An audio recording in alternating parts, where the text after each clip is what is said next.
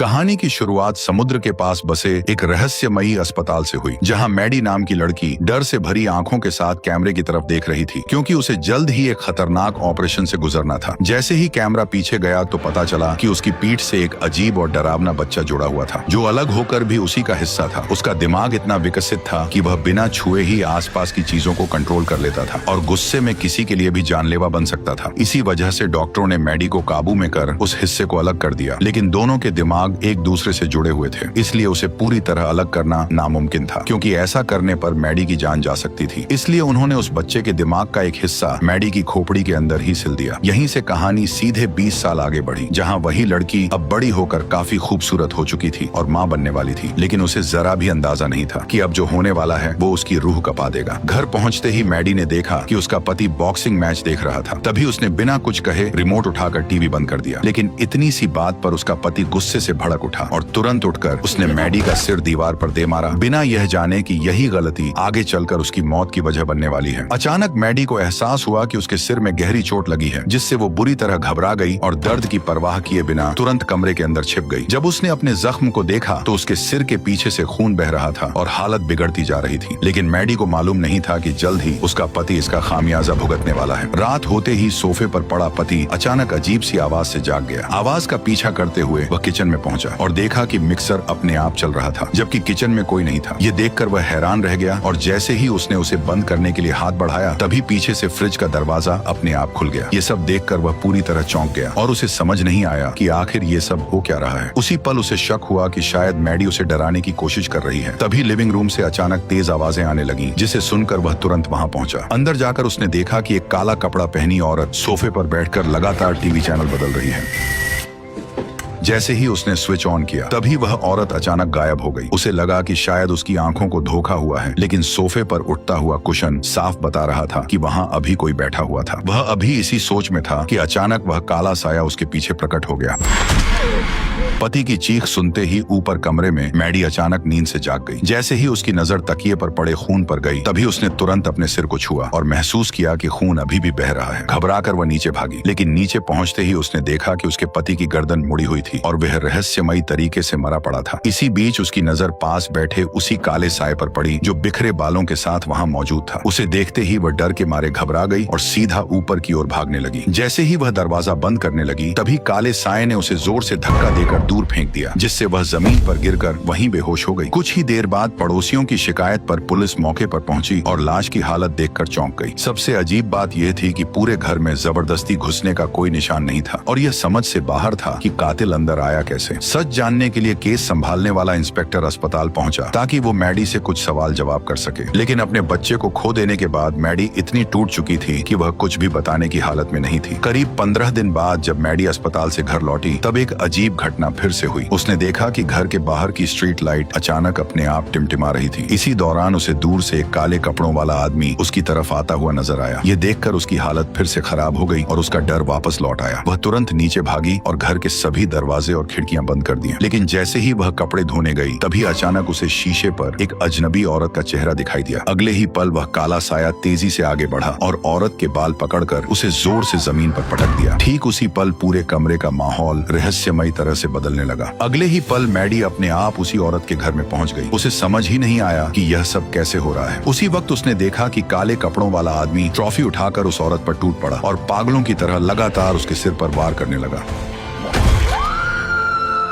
कुछ ही सेकंड में मैडी फिर से अपने घर में लौट आई। जब उसने अपने आसपास सब कुछ ठीक देखा, तब उसे लगा कि शायद यह सब एक डरावना सपना था, लेकिन उसे नहीं पता था कि यह कोई सपना नहीं बल्कि हकीकत थी। जल्द ही पुलिस मौके पर पहुंच गई और उन्हें पता चला कि मैडी के पति और औरत की हत्या एक ही तरीके से हुई है, जिससे उन्हें साफ हो गया कि यह दोनों हत्याओं का कातिल एक ही है। लेकिन जिस औरत की हत्या हुई थी उसका नाम ग्लेन था, जिसने 20 साल पहले मैडी का ऑपरेशन किया था। उसके घर में उसके पुराने मरीजों की फाइलें रखी थी, जिससे पुलिस को शक हुआ कि कातिल उन्हीं में से कोई हो सकता है। इसी शक के आधार पर इंस्पेक्टर सारी फाइलें उठाकर स्टेशन ले गया और हर एक केस को ध्यान से खंगालने लगा। उधर मैडी जब रात को सोने गई तो उसने देखा कि उसके बगल में एक अनजान मोटा आदमी लेटा हुआ है। यह नजारा देखते ही वह डर के मारे कांप उठी। उसका शरीर जैसे सुन्न पड़ गया था और वह हिल तक नहीं पा रही थी। तभी अचानक वही काला साया उसके पीछे से निकला और धीरे धीरे मोटे आदमी के ऊपर चढ़ गया। अगले ही पल उसने एक बड़ा चाकू निकाला और उस आदमी पर लगातार कई सारे वार कर दिए।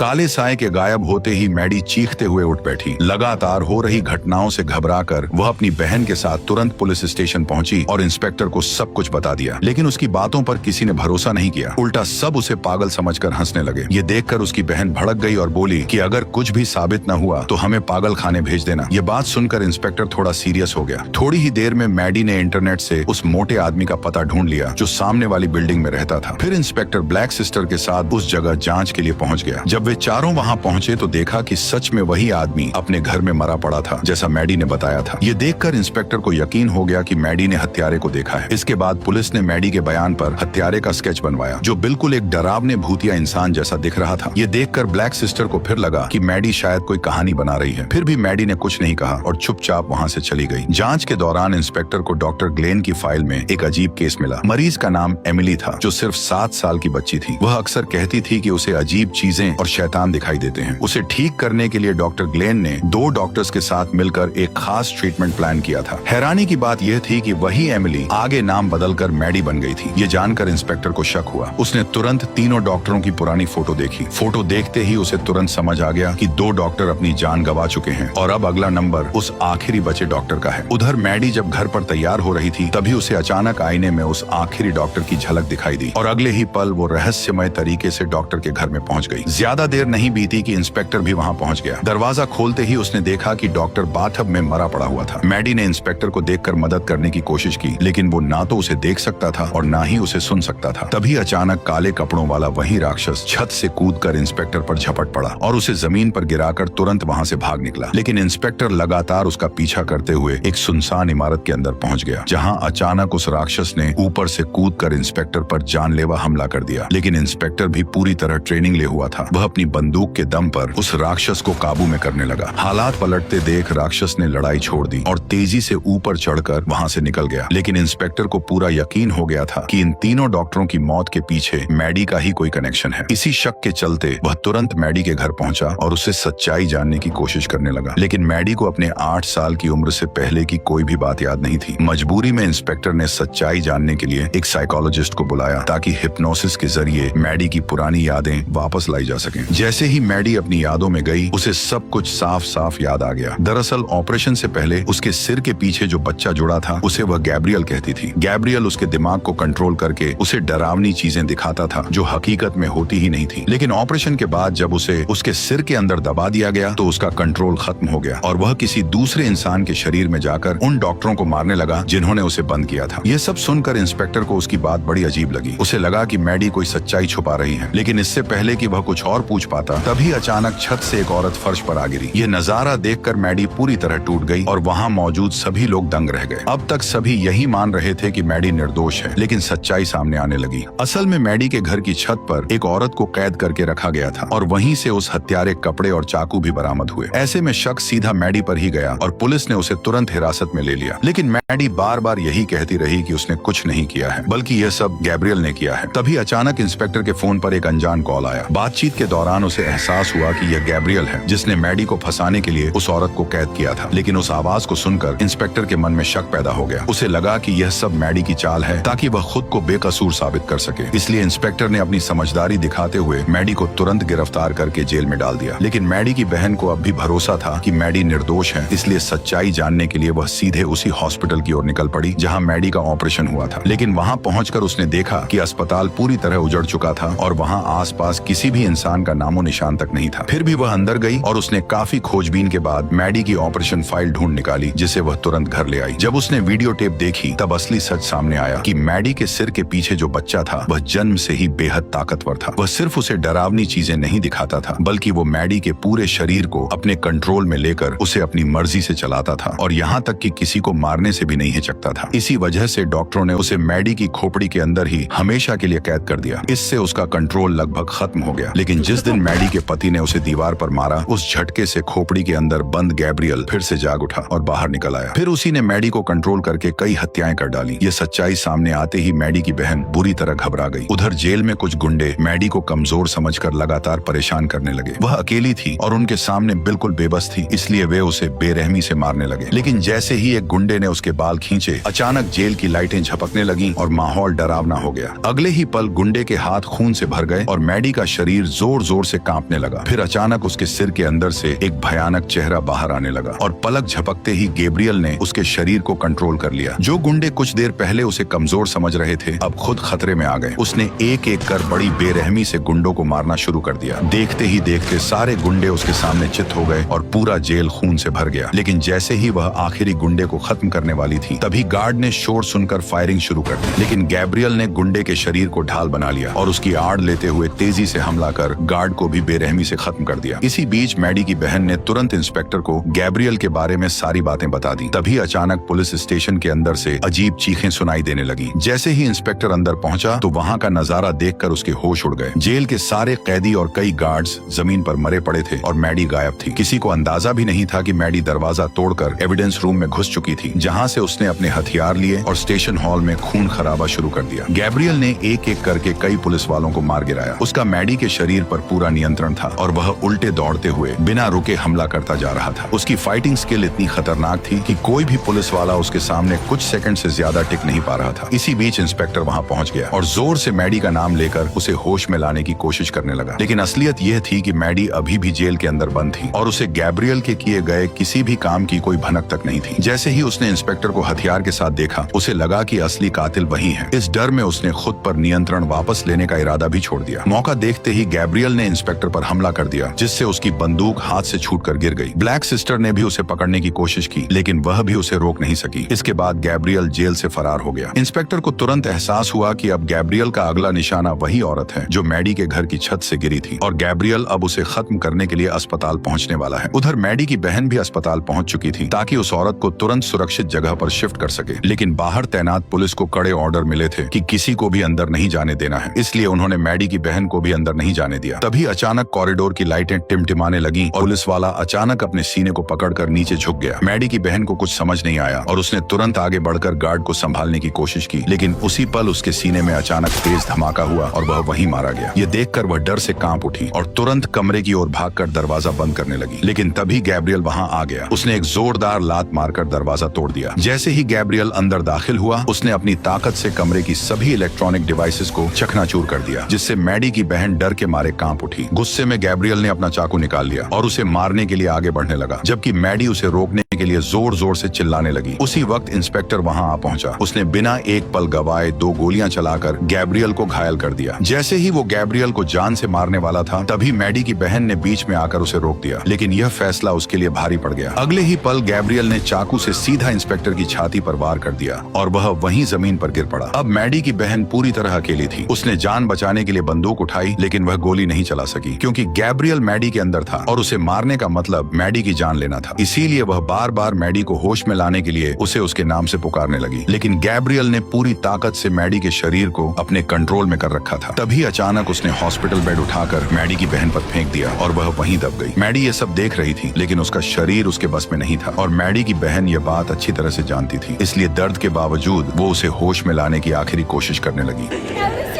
तुम्हारे बच्चों को मारा, किसी की वजह से तुम्हारे मिसकैरेजेस हो रहे थे। उसकी आवाज सुनते ही मैडी को अचानक सब कुछ साफ दिखाई देने लगा और उसके अंदर का गुस्सा फूट पड़ा। वह पूरी ताकत से अपने शरीर पर फिर से नियंत्रण पाने की कोशिश कर रही थी, लेकिन तभी गैब्रियल ने उसकी बहन को गोली मार दी। इसके बाद गैब्रियल ने मुड़कर बिस्तर पर पड़ी उस औरत को भी खत्म कर दिया। ठीक उसी पल गैब्रियल के भीतर मैडी की आवाज गूंजने लगी। उसे अपने आसपास की दुनिया बदलती हुई महसूस हुई और उसे समझ आ गया कि मैडी अब जाग चुकी है और उसने अपना नियंत्रण वापस ले लिया है। तभी अचानक वह होश में आया और पाया कि मैडी की बहन अभी भी जिंदा है। ये देखकर गैब्रियल पूरी तरह कंफ्यूज हो गया। उसे कुछ समझ नहीं आया। तभी मैडी ने उसे सच्चाई का एहसास कराया। जिस ताकत से वह अब तक उसे अपने इशारों पर नचाता आया था, अब वही ताकत उसके खिलाफ इस्तेमाल होने वाली थी। मैडी ने उसी पल मौका पाते ही गैब्रियल को पूरी तरह काबू में कर लिया और उसे हमेशा के लिए अपने अंदर कैद कर दिया। जैसे ही ऐसा हुआ उसके सिर का पिछला हिस्सा अपने आप सील होने लगा और गैब्रियल का चेहरा हमेशा के लिए गायब हो गया। धीरे धीरे सब कुछ सामान्य होने लगा और हालात फिर से पहले जैसे हो गए और इसी के साथ ये शानदार कहानी खत्म हो गई।